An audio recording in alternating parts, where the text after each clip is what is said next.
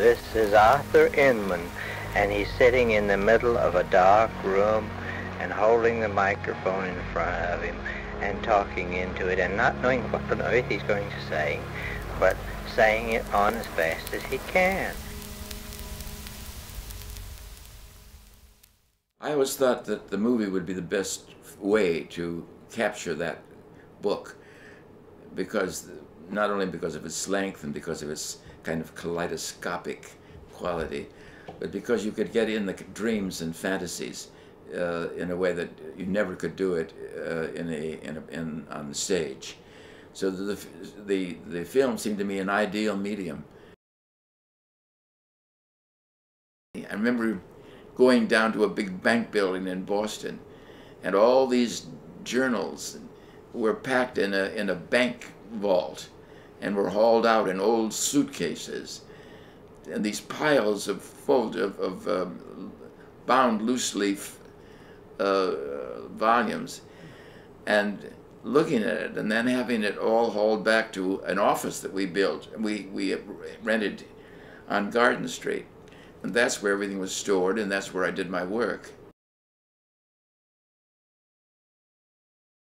And there were times, particularly when I first began to look at this, when I couldn't stand him, and how did I get involved in this mess? How can I deal with this man? And gradually, as I read on, I became quite fascinated by him, seeing him as a kind of a rare person, and for all of his strangeness and unpleasantness. He was, in certain ways, a sick man. At the same time, he was witty, he could be comical, he could be imaginative and original, not a good critic, but at the same time shrewd in his insights. He was such a racist, particularly Jews, Catholics, Irish. He hated the Irish almost more than anything else, although he had friends who were Irish, and he had friends who were Jewish too. But he had to sort of pontificate on why Hitler was right, why Mussolini was right, why Russia was simply captured by Jews and they were going to be defeated, and a good thing too. That sort of attitude. It's hard to take.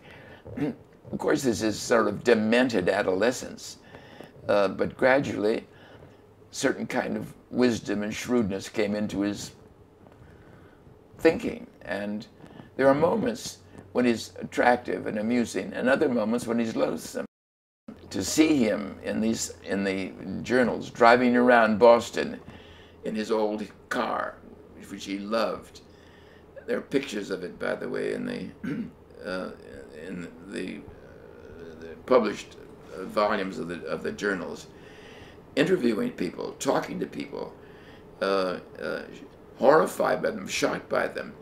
Then he always thought he got along very well with the common man. That he could talk to truck drivers and working class people. They all liked him, they all understood him. At the same time, he had fears about kind of alien people coming in, and nightmares. The nightmares themselves are very revealing. So, you see, a very complex man. He came from a southern point of view, an illustrious family, well-to-do, privileged, connections outside of Atlanta into New York. In other words, he truly belonged to a privileged minority of people.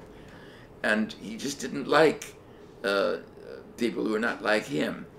To his friends, he was loyal.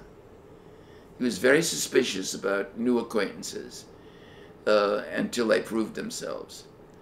The story of women is another thing entirely. But with the men, with his chauffeurs, with the man who came to fix his Victrola, his talking machine as he called it, and people who did mechanical things for him, repaired things for him. He liked those people. And they were all very informal. They all called him Arthur, or Artie. The girls called him Artie. the men called him Arthur, and he liked that. It was never Mr. Inman.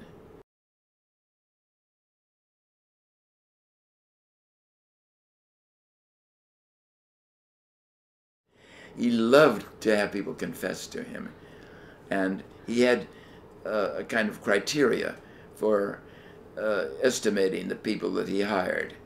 Some wouldn't give in at all. Some would, after some talk quite compulsively. The very fact that it was in this darkened room and they were lugged in there and have to sit down and hear this voice, some people were frightened by it and angered by it, and some people were sort of lulled by it. Some of these people became very fond of him. Some of the people pretended to be fond of him because they know he was a meal ticket. He never could quite be sure when people liked him for himself or for his money. She, in some ways, remains the most mysterious of all. You ask the question of why she stayed with him. I think this is a question she afterwards thought about it. In a way, you think, why did she? She sort of left. She wouldn't have starved. So there must have been something there. Well, what it is, I've never been able to fathom. Because at the end, I mean, the way he treated her, and sometimes even cruelly, most women wouldn't have stood. Of course, she had her privacy. She lived in her own room. She didn't have to sleep with him, although in some sense the complaint was that he was not interested in her at the very beginning and that he wasn't a proper husband. She talked to me quite frankly about him. She also told me about her, you call it affair with Dr. Pike. That wasn't his name, of course. All the kinds of things that were in the journal. And she didn't talk in a way defensively or apologetically. She simply described what was going on. She never attacked Arthur. She never spoke about him dismissively or contemptuously. She had loved him, and there was a certain kind of affection, even if his treatment to her was, well, you can't imagine it sometimes. It was so cruel and insensitive. Although he was devoted to her at the same time. It's a very curious kind of relationship. Well, the noise increased, and it was noise finally that brought him to that pitch of rage and fear that he just couldn't stand it. That he would even dislike the noise of birds. He wanted Evelyn to go out and shoot birds from Garrison Hall. She was a good shot, and when they became too noisy. And of course, with this pounding, with this increasing, with the building of Prudential Center, and his rage and his funny things he said about it too, going up, that it became a symbol, really, for everything that he found fearful and destructive. He was familiar with and interested in Boston and its environs, and it was, in a sense, a kind of a caretaker. And these new things that were coming in and destroying the serenity of the place. It's complicated. I'm not sure I understand. This diary is something very rare, that of its kind. It's a kind of classic. That it's, of course, full of superfluities and trash. But there is more than simply a saving remnant. There's a substantial part of it that I think is novel and interesting. And here is someone who really did what Edgar Allan Poe said never could be done, to write a novel my heart laid bare. Because that he does without any kind of affectation. He doesn't hold back. And he even discusses his own qualities that are not likable and his own errors, at the same time with this immense pride. And then I think the people who came to speak to him and became his friends and worked for him were rather an extraordinary group. So it's a kind of cross-section of American society, somehow boiled down into these volumes of recollections, sharp observances, and then, of course, Arthur Inman himself and presiding over it all. So I think it's an extraordinary and unusual thing. If you could communicate this in a film.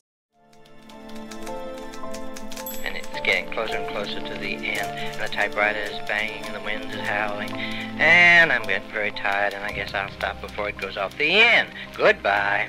Goodbye. This is the end of the record, Arthur said.